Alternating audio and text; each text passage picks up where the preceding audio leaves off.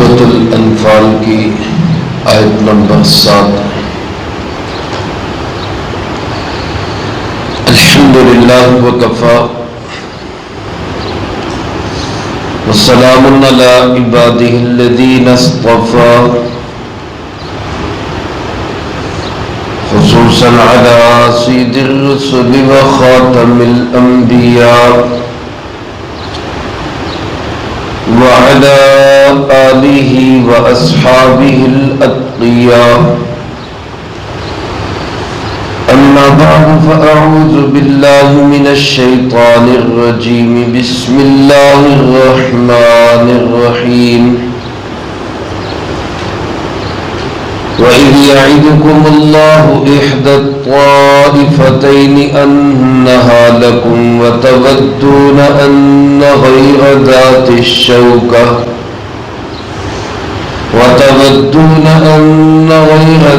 الشَّوْكَةِ تَكُونُ لَكُمْ وَيُرِيدُ اللَّهُ أَن يُحِقَّ الْحَقَّ بِكَلِمَاتِهِ وَيَقْطَعَ دَابِرَ الْكَافِرِينَ لِيُحِقَّ الْحَقَّ وَيُبْطِلَ الْبَاطِلَ وَلَوْ كَرِهَ الْمُجْرِمُونَ۔ وَإِذْ يَعِدُكُمُ اللَّهُ، اور وہ وقت بڑا قابل ذکر ہے جب اللہ تعالیٰ نے تم سے وعدہ کیا، احدی الطائفتین، دو جماعتوں میں سے ایک، انہا لکم، وہ تمہیں ضرور ملے گی، وتودون، اور تمہاری دلی تمنا یہ تھی،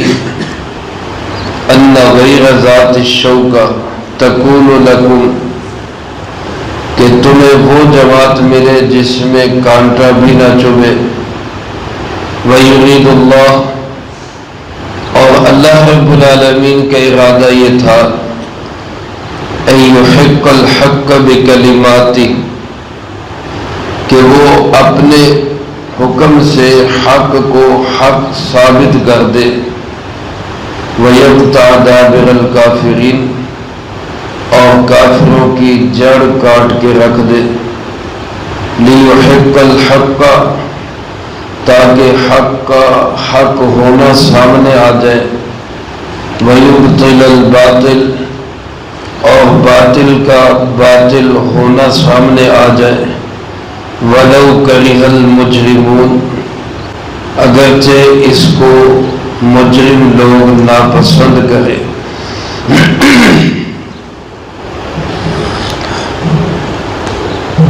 اس آیت مبارکہ میں اللہ رب العالمین نے مجھے اور آپ کو قیامت تک آنے والے تمام مسلمانوں کو اس بات کا پیغام دیا ہے کہ جب معاملہ دین کا ہو تو پھر ارادے اور عزم چھوٹے نہیں ہونے چاہیے، بلند اور بڑے ارادے ہونے چاہیے۔ جب بدر کا میدان اور بدر کا واقعہ پیش آیا تو اس وقت نبی کریم صلی اللہ علیہ وآلہ وسلم کے حضرات صحابہ کرام رضی اللہ تعالی مجمعین کے سامنے دو جماعتیں تھیں۔ ایک جماعت جو ابو سفیان کی قیادت میں قافلہ آ رہا تھا شام سے مکہ کی طرف، جس کو روایات میں عیر سے تعبیر کیا گیا، عین یا غا، عیر۔ اور ایک جماعت لشکر کفار جس کی قیادت ابو جہل کے ہاتھ میں تھی،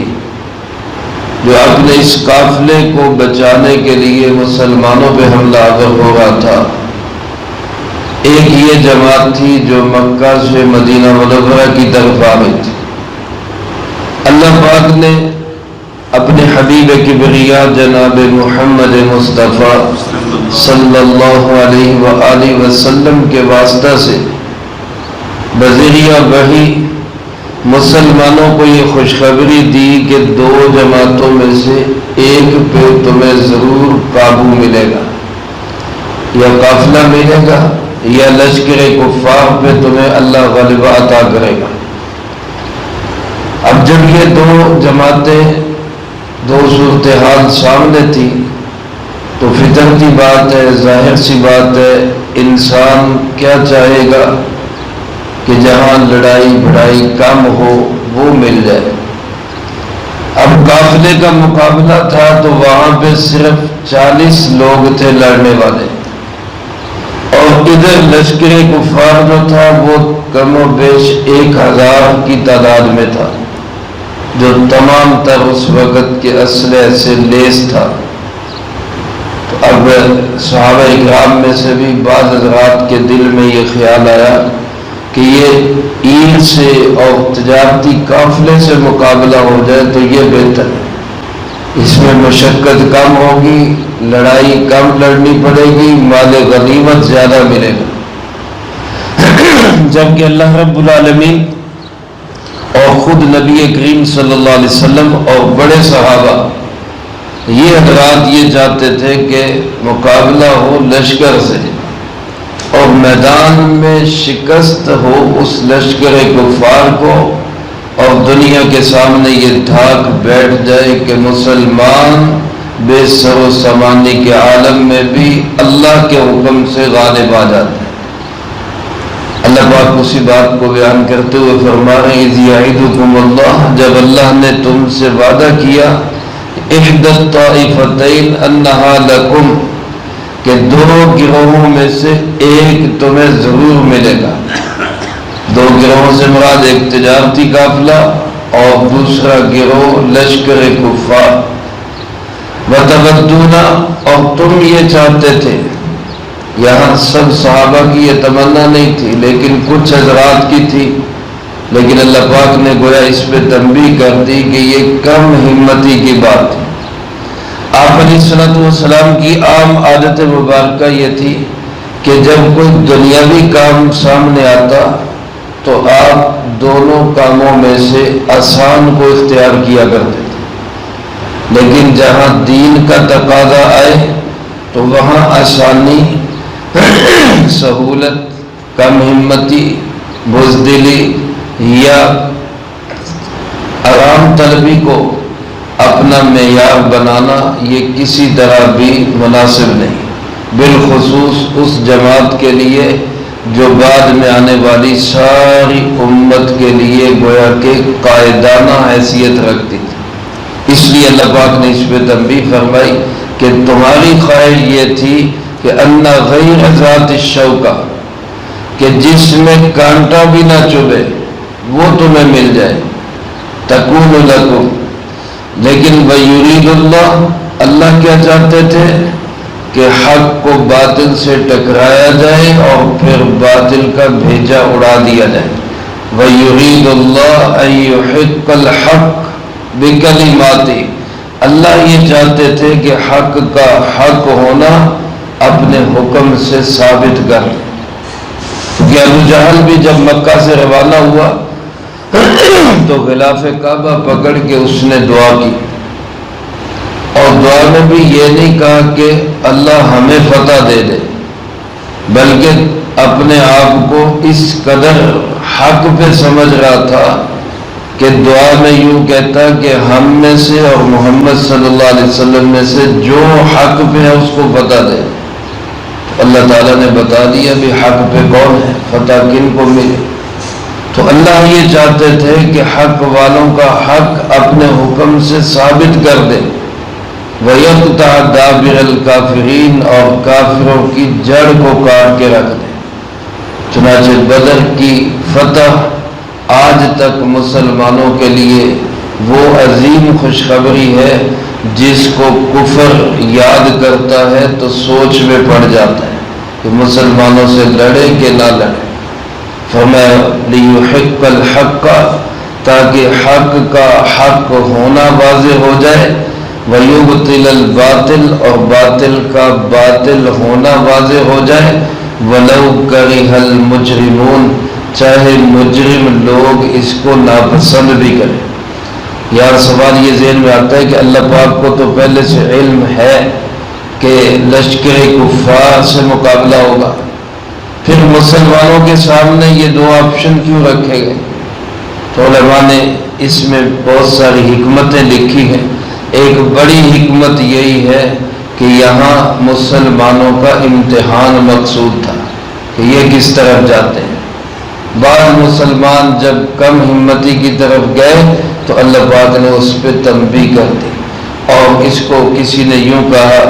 ارادے جن کے پختہ ہوں، نظر جن کی خدا پہ ہو، تلاطم خیز موجوں سے وہ گھبرایا نہیں کرتے۔ تو مسلمان کا عزم فولادی ہونا چاہیے، جتنا مرضی سامنے سخت سے سخت دشمن ہو، لیکن جب بھروسہ توکل اللہ کی ذات پہ ہوگا تو پکی بات ہے کہ اللہ سے بڑی طاقت والا کوئی نہیں ہے۔ اللہ ہم سب کو دین کے لیے اسی طرح اپنا عزم، اپنے ارادے مضبوط کرنے کی ہمت اور توفیق نصیب فرمائے، جو کہا سنا اس کو زندگی میں لا کے دوسروں تک پہنچانے کی توفیق عطا فرمائے۔ اللہم لک الحمد کما ینبغی لجلال وجہک وعظیم سلطانک، اللہم لا احصی ثناء علیک انت کما اثنیت علی نفسک، اللہم لک الحمد کما انت اہل، صلی علی محمد کما انت اہل، وافعل بنا ما انت اہل، فإنک اہل التقوی واہل المغفرہ، اللہم وفقنا لما تحب وترضى من القول والعمل والفعل والهدي والنية إنك على كل شيء قدير، اللهم طهر قلوبنا من النفاق وأعمالنا من الرياء وألسنتنا من الكذب وعيوننا من الخيانة فإنك تعلم خائنة الأعين وما تخفي الصدور، اللهم زدنا ولا تنقصنا وأكرمنا ولا تهنا وآثرنا ولا تؤثر علينا وانصرنا ولا تنصر علينا وامكر لنا ولا تمكر علينا، اللهم يسر الهدى لنا، اللهم إنا نسألك الهدى والتقى والعفاف والغنى، اللهم ربنا هب لنا من أزواجنا وذرياتنا قرة أعين واجعلنا للمتقين إماما،